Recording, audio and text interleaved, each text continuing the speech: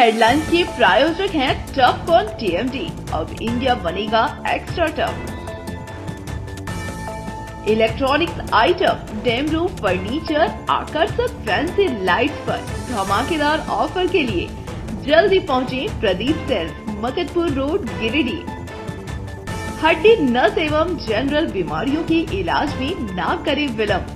पहुंचे पार्वती हॉस्पिटल, पता कॉलेज मोड़ के निकट, रेलवे ओवरब्रिज के पूर्व की ओर, सीहोडी, गिरिडीह। पिछले 100 वर्षों से आपके भरोसे का साथी काजिम अली हार्डवेयर, सोमानी के एक्सक्लूसिव शोरूम के साथ सभी प्रकार की टाइल्स, मार्बल, ग्रेनाइट और सैनिटरी आइटम विक्रेता। पता करबला मैदान के सामने, बरवाडी, गिरिडीह। अनीता इलेक्ट्रिक स्टोर लेकर आए हैं ऑफर ही ऑफर। खरीदारी के लिए आज ही पहुंचे। पता बाभन टोली मोड़, गिरिडीह।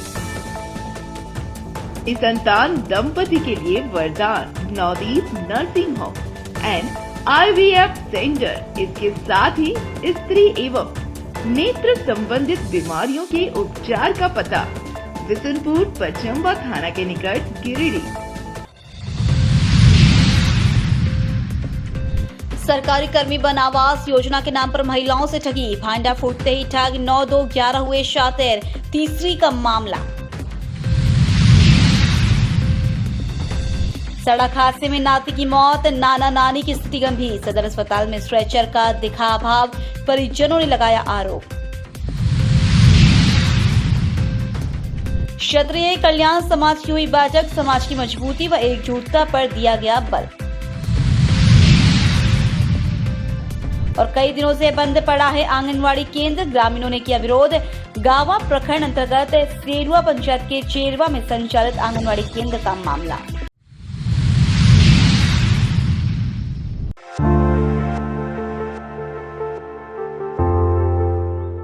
बेंगाबाद थाना इलाके के पेसरा टान में रविवार को हुए सड़क हादसे में एक बच्चे की मौत हो गई, जबकि एक महिला और पुरुष गंभीर रूप से घायल है। मृतक 9 वर्षीय शाहिद अंसारी था, जबकि घायल आसमा खातून और मंसूर अंसारी है। दोनों रिश्ते में पति पत्नी हैं, जबकि मृतक शाहिदा इनका नाती था। घटना को लेकर मिली जानकारी के अनुसार मंसूर अंसारी अपने पत्नी और नाती को स्कूटी से लेकर कोरहोबिंदो से बेंगाबाद जा रहा था। इसी दौरान स्कूटी पेसरा टान के समीप एक तेज रफ्तार स्विफ्ट कार ने पीछे से स्कूटी में धक्का मार दिया, जिससे तीनों स्कूटी से गिरकर गंभीर रूप से घायल हो गए। इस दौरान अस्पताल लाने के क्रम में शाहिद अंसारी की मौत हो गई। घटना के बाद घायलों को सदर अस्पताल लाने पर लापरवाही भी देखी गई। एक तरफ जहां सरकार करोड़ों रुपए स्वास्थ्य सुविधा के लिए पानी की तरह बहा रही है, वहीं पूरे जिला का सबसे बड़ा गिरिडीह सदर अस्पताल बुनियादी सुविधाओं से भी महरूम है। यहाँ मरीज को ले जाने के लिए एकमात्र स्ट्रेचर है, जिससे लोगों को काफी कठिनाइयों का सामना करना पड़ा। मौके पर पहुंचे परिजनों से सदर अस्पताल की व्यवस्था पर सवाल खड़ा करते हुए इस और ध्यान देने की मांग की। इधर घटना के बाद से परिजनों का रो रो कर बुरा हाल है, वहीं घायलों का इलाज चल रहा है।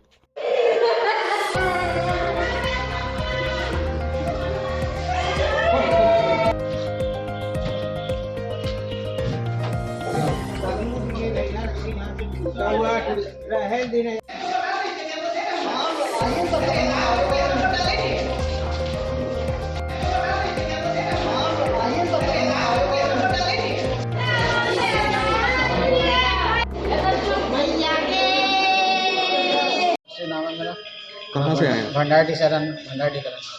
क्या कारण, क्या किस वजह से आप लोग यहाँ पे आए हैं? यहाँ ये मेरे फूफा थे, वो आ रहे थे कोरहोबिंदो से बेंगाबाद, और वो आने के दौरान रास्ते में एक स्विफ्ट डिजायर ने तेज रफ्तार से और मार दिया पीछे से। वो डिजायर में थे और ये स्कूटी में थे। ये लोग 3 लोग थे, जिसमें से एक बच्चा डेथ कर गया और दोनों जो फूफा फूफी है वो सीरियस है, बहुत ज़्यादा सीरियस है। और क्या सुविधा है यहाँ पे आप लोगों को? और सदर हॉस्पिटल आने के बाद ये दिख रहा है कि यहाँ पे कोई सुविधा है ही नहीं। स्ट्रेचर का भी पता नहीं है यहाँ पे कि लोगों के स्ट्रेचर में कैसे आदमी को ला के यहाँ पे एडमिट करेगा आदमी, और फिर कैसे व्यवस्था यहाँ पे आदमी मतलब विश्वास करे कि सदर हॉस्पिटल में हम एडमिट करें। पूरे सदर अस्पताल में एक ही स्ट्रेचर है। एक पेशेंट को उधर एडमिट करना था तो वही स्ट्रेचर से जो है पेशेंट एडमिट हुआ। अब उसका आने का इंतजार करें तब तक पेशेंट जो करा रहा है एम्बुलेंस में, तो उसको हम लोग अपने से उठाकर जो है आप देखे होंगे अभी उठा के अभी हम लोग ड्रेसिंग रूम में ले गए। ये हालत है सदर अस्पताल का। एक पेशेंट का जो है स्ट्रेचर का यहाँ पे ताला पड़ा हुआ है, इलाज कैसे होगा? एक पेशेंट तो डेथ हो गया, 2 पेशेंट सीरियस है। यहाँ इलाज के मामले में आप एक स्ट्रेचर नहीं है, दवा वगैरह का क्या हालत होगा आप समझते होंगे। तो बाहर में क्या तो स्वास्थ्य कर्मी थे ना अंदर लाने के लिए? कोई नहीं है, कोई नहीं, आ रहे हैं तो अपने से सब अपने से करना पड़ रहा है। हम लोग खुद से लाए आप? खुद से लाए, खुद से अंदर किए। क्या मांग करते हैं सदर अस्पताल की? मांग करते हैं कि मतलब इतना फंडिंग होने के बावजूद भी यहाँ पे कोई सुविधा नहीं है। ये फिर इसके इलाज के लिए आदमी मजबूरी में बाहर कराना पड़ता है, क्योंकि यहाँ पे कोई सुविधा अवेलेबल है ही नहीं।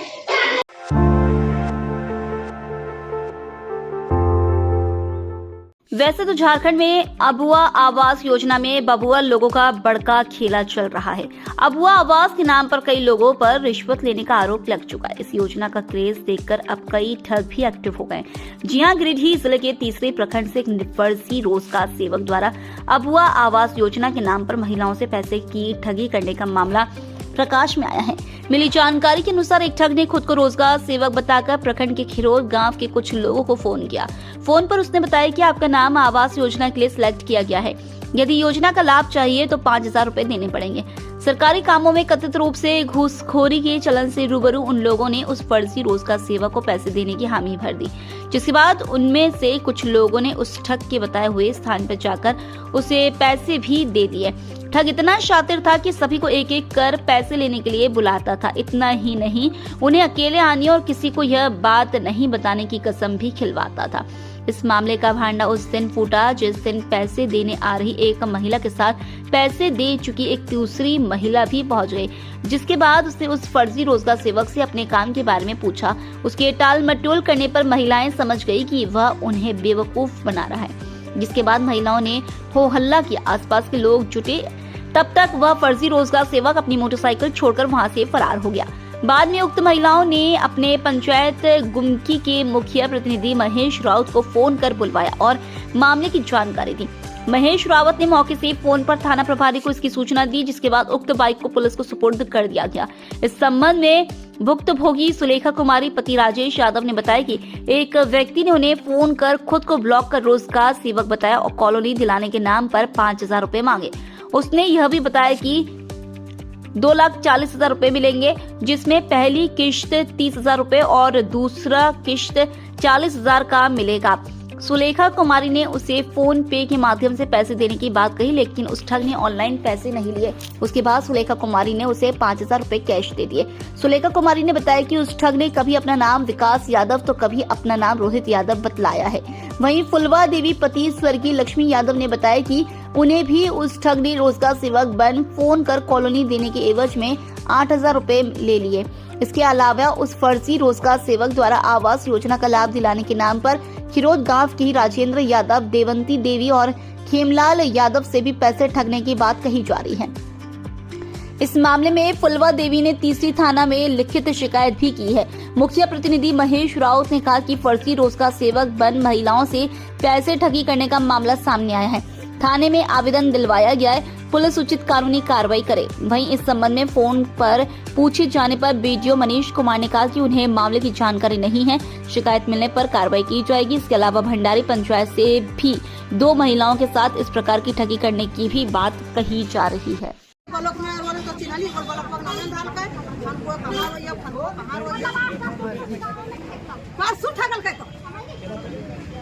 ये को 5,000 चले यार का कुछ थक लेते नहीं आ 8,000 हम थक ले रहे।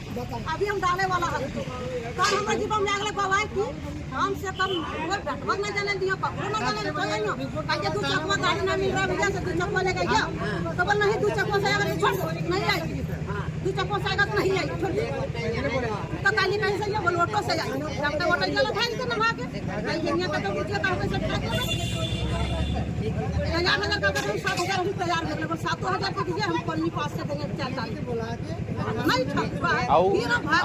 अपना नाम कौन सी बताया था वो? हमर नाम वो लड़का सब कुछ कित करा दले नाम ना जा रहा नाम हम कुछ नहीं बताया। की बोला कि हम ब्लॉक का स्टाफ है? नहीं, रोजगार सेवक बोल रहे हैं ब्लॉक से। मेरा घर गाँव है, मेरा नाम वही था ककरो का तो विकास है मतलब नाम जखनी ये बेचा लग रहा तखनी में डॉट पूरा मैंने ककरो जो कुछ बोला ककरो जो और भी केकरो से पैसा लिया क्या वहाँ? हां बहुत गांव में ले कौन गांव से? खीरोद से।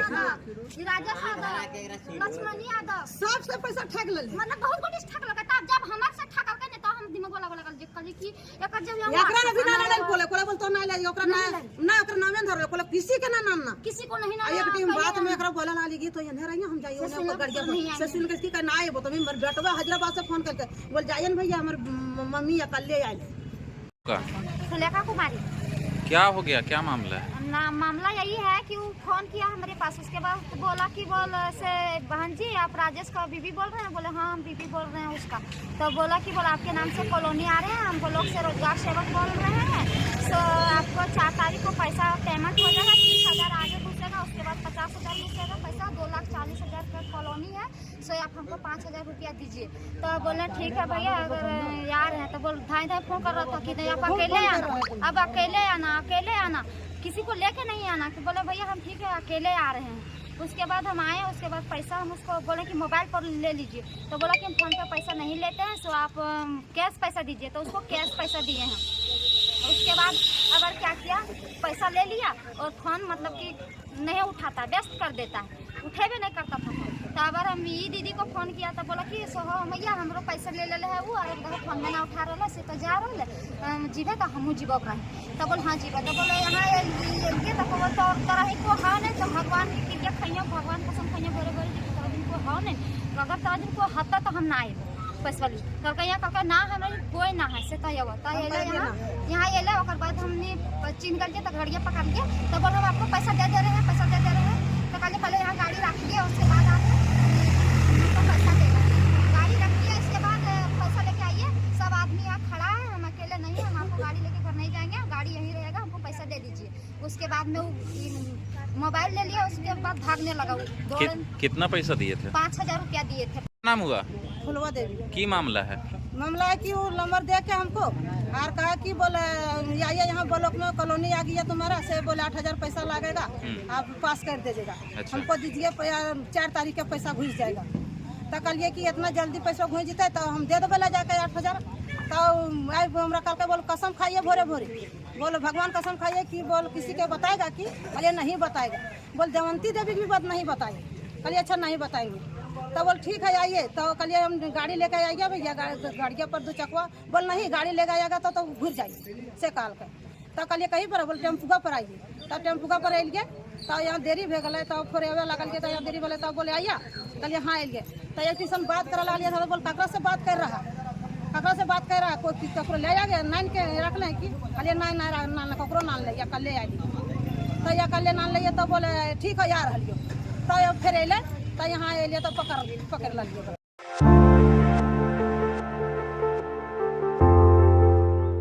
गामा प्रखंड अंतर्गत सेरुआ पंचायत के चेरवा में संचालित आंगनबाड़ी केंद्र कई दिनों से बंद पड़ा है, जिसका ग्रामीणों ने पुरजोर विरोध किया है। यहाँ के ग्रामीणों ने बताया कि आंगनबाड़ी सेविका मिंटू देवी और सहायिका मालती देवी दोनों में से कोई भी आंगनबाड़ी केंद्र नहीं आती है, ना ही कोई प्रकार की देखभाल होती है। जहाँ एक और झारखंड सरकार के द्वारा बच्चों को मिलने वाली सरकारी लाभ, पोषण आहार आदि चीजों का उपलब्धि किया जाता है, वहीं दूसरी और आंगनबाड़ी सेविका के द्वारा बिल वाउचर बनाकर कागज बिल पास हो जाता है और सारी चीजें सिर्फ कागजी में ही सिमट कर रह जाती है। लेकिन आंगनबाड़ी केंद्र को बंद रखकर बच्चों को इन सारी सुविधाओं से वंचित रखा जाता है। आंगनबाड़ी केंद्र में चारों तरफ गंदगी का अंबार लगा हुआ है। लगभग सैकड़ों की संख्या में ग्रामीणों ने इसको लेकर विरोध जताया है। मौके पर पंचायत के मुखिया गुड़सहाय रविदास, पूर्व मुखिया आदि कई ग्रामीण लोग उपस्थित थे। खुले रेगुलर खुले, आप 25 बच्चा का हाजिरी बनाते हैं, 25 बच्चा उपस्थित रहे। लेकिन आज तक तो देखने में आया कि जब से आंगनबाड़ी खुला है तब से एक दिन भी आंगनबाड़ी जो है यहाँ बच्चा पहुँचता है न तो सेवका सहायिका पहुँचती है। और इसी तरह का है न पोषण आहार मिलता है न तो और कुछ। हाँ, सारा का सारा प्रतिदिन बंद पड़ा रहा।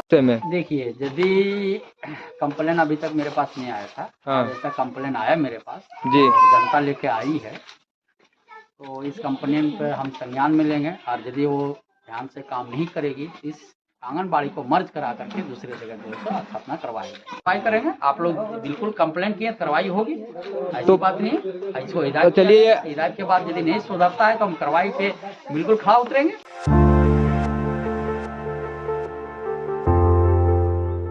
गिरिडीह शहरी क्षेत्र के पटेल नगर में क्षेत्रीय कल्याण समाज ट्रस्ट की बैठक की अध्यक्षता विश्वजीत सिंह उर्फ गुड्डू सिंह के आवास पर संपन्न हुई। बैठक की अध्यक्षता सीपी सिंह ने की। बैठक में मुख्य रूप से समाज की मजबूती व एकजुट पर बल दिया गया। वहीं बताया गया कि समाज के द्वारा बनाए जा रहे धर्मशाला व छात्रावास को आने वाले 1 वर्ष में तैयार किया जाना है। इसे लेकर निर्माण समिति का गठन किया गया। बैठक में मुख्य रूप से आने वाले दिनों में विभिन्न कार्यक्रम के माध्यम से समाज को एक करना, पंचायत से लेकर प्रखंड व जिला स्तर पर लोगों को व समाज के संगठन को मजबूत करने समेत कई मुद्दों और चर्चा की गई। समाज के लोगों ने बताया कि आने वाले दिनों में धर्मशाला व छात्रावास का निर्माण जल्द कराया जाए। वहीं समाज को एकजुट रखना हम सभी की जिम्मेवारी है। आने वाले दिनों में इसका असर भी आपको देखने को मिलेगा। मौके पर सीपी सिंह, राजेंद्र सिंह, महेश्वर सिंह, बच्चा सिंह, विश्वजीत सिंह उर्फ गुड्डू सिंह, गोविंद सिंह, सत्येंद्र सिंह, गोविंद सिंह, अशोक सिंह, राजू सिंह, राजेश सिंह, मुन्ना सिंह, संजीत सिंह, पप्पू, गौतम सिंह, श्रीकांत सिंह, मृत्युंजय सिंह, अमित सिंह समेत ट्रस्ट व समाज के लोग मौजूद थे। भगवान करे ईश्वर की जिंदगी भर वही दिखते रहे। ट्रस्ट की एक बैठक हुई जिसकी अध्यक्षता श्री सीपी सिंह ने की और यह निर्णय लिया गया कि ट्रस्ट के द्वारा बनाए जा रहे धर्मशाला एवं छात्रावास का निर्माण 6 महीना में पूरा करने का संकल्प लिया गया और सभी लोगों ने उत्साह से इसमें भाग लेने के लिए अपने अपने को समर्पित किया। साथ ही ट्रस्टी को प्रत्येक एक मुश्त से 21,000 रुपया सभी लोग देने का निर्णय लिया और प्रत्येक साल 3-3 हज़ार मेंटेनेंस के लिए, उसकी देखभाल के लिए सभी ट्रस्टियों ने अपना निर्णय दिया कि हम लोग उसमें अपना तरफ से देंगे ट्रस्ट को और सभी लोग अपने उत्साह के साथ इस सभा को समर्पित किया। तारीख को हम लोग के समाज कल्याण समाज के ट्रस्टी की एक बैठक हुई है जिसमें हम लोगों के ट्रस्टी के सभी सदस्यों में उत्साह देखा गया और ये निर्णय लिया गया कि हम लोग 6 महीना के अंदर में धर्मशाला सह छात्रावास निर्माण करके समाज को समर्पित कर देंगे। इसमें हम लोग का पूरे समाज से ये निवेदन है, प्यार से निवेदन है, आग्रह है कि जहाँ तक हो सके लोग हम लोगों को सहयोग करें। इसके लिए हम लोग हमेशा सदा आभारी रहेंगे और यही हमारा कहना है कि हम लोग के समाज की एकजुटता बनी रहे और इसके लिए हम लोग हमेशा प्रयास करते रहेंगे।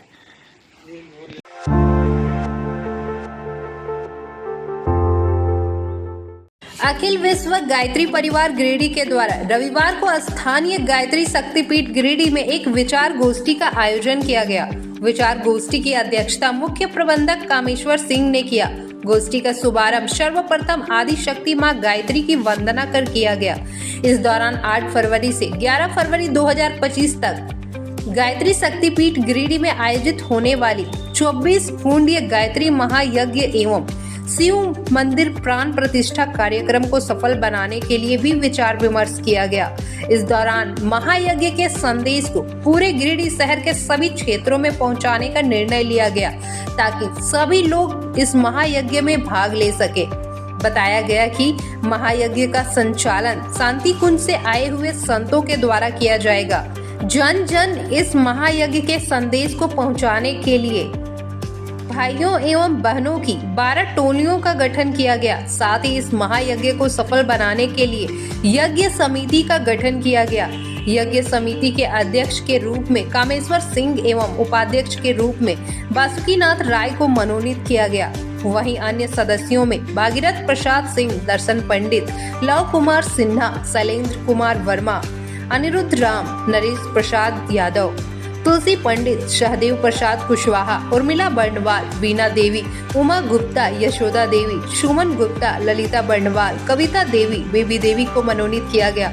इसके साथ ही गायत्री परिवार गिरिडीह के द्वारा गादी श्री रामपुर में अखंड ज्योति युग निर्माण योजना सदस्यता अभियान चलाया गया, जिसमें युग निर्माण योजना के 15 नए सदस्य बनाए गए। ज्ञान यज्ञ की ज्योति जलाने हम घर घर में जाएंगे, ज्ञान यज्ञ की ज्योति जलाने हम घर घर में जाएंगे, नया सवेरा नया उजाला इस धरती पर लाएंगे, नया सवेरा नया उजाला इस धरती पर लाएंगे। आज हम लोग गायत्री परिवार गिरिडीह के द्वारा गिरिडीह के श्री रामपुर गादी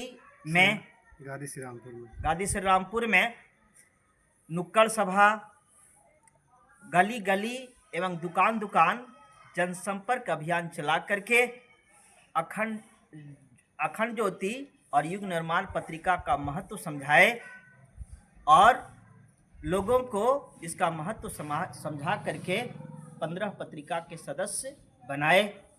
मैं विनोद कुमार गुप्ता, ग्राम गादी श्री रामपुर निवासी। यहाँ हमारे गांव में युग निर्माण योजना का 15 सदस्य मैंने बनवाया अपने परिश्रम से और सहयोगी दल के साथ, गायत्री परिवार के सहयोगी दल के साथ 15 सदस्य बनाए। हम लोग गायत्री परिवार परिजनों के द्वारा अखिल विश्व गायत्री परिवार गिरिडीह प्रशाखा के दल के साथ हम लोग जो है सो गादी श्री रामपुर गाँव में आए। इनका भरपूर सहयोग रहा। इनके सहयोग से हम लोग जो है सो 15 सदस्य बनाए हैं। अखंड ज्योति और युग निर्माण योजना दोनों पत्रिका गुरुदेव की वाणी, उनकी विचारधारा उसमें सन्निहित है और उसको जन जन तक हम लोग पहुँचाने का कार्य किया और लोगों में उत्साह भी देखा गया।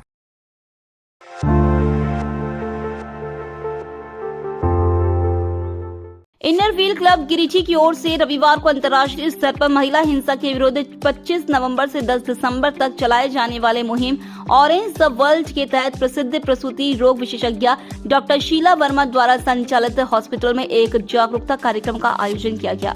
कार्यक्रम में अंतर्राष्ट्रीय इनर व्हील की पूर्व संपादिका प्रभा रघुनंदन ने ये जानकारी दी कि इनर व्हील क्लब 25 नवंबर से ही गिरिडीह शहर में कई सार्वजनिक स्थानों में महिला हिंसा के विरुद्ध जागरूकता कार्यक्रम आयोजित कर चुका है एवं कई जगहों पर बड़े बड़े बैनर भी लगवाए गए हैं, जिसमें ये बताया गया है कि जब भी कोई महिला मुसीबत में हो तो सांकेतिक रूप से किस प्रकार किसी से सहायता मांग सकती है। उन्होंने कहा कि लोगों को महिला द्वारा किए गए उस संकेत को समझकर उसकी सहायता करने के लिए आगे आना चाहिए। डॉक्टर शीला वर्मा ने कहा कि एक महिला को अपने आप को इतना सशक्त बनाना चाहिए कि जिस प्रकार बिजली के तार को छूने से लोग डरते हैं, उसी प्रकार लोग एक महिला के साथ दुर्व्यवहार करने से लोग डरें। सहयोग हॉस्पिटल में भी इस विषय पर लोगों को जागरूक करने के लिए क्लब द्वारा एक बड़ा बैनर लगवाया गया। कार्यक्रम में अध्यक्षा doctor Rupashree Khetan, past international editor Prabha Raghunandan, district vice chairman Rashmi Gupta, past president Rekha Tarve एवं क्लब सदस्य साजी सिंह आदि उपस्थित थे। इस पर मेरा भी कुछ कहना है। आप सामने आएंगे ना तब हम लोग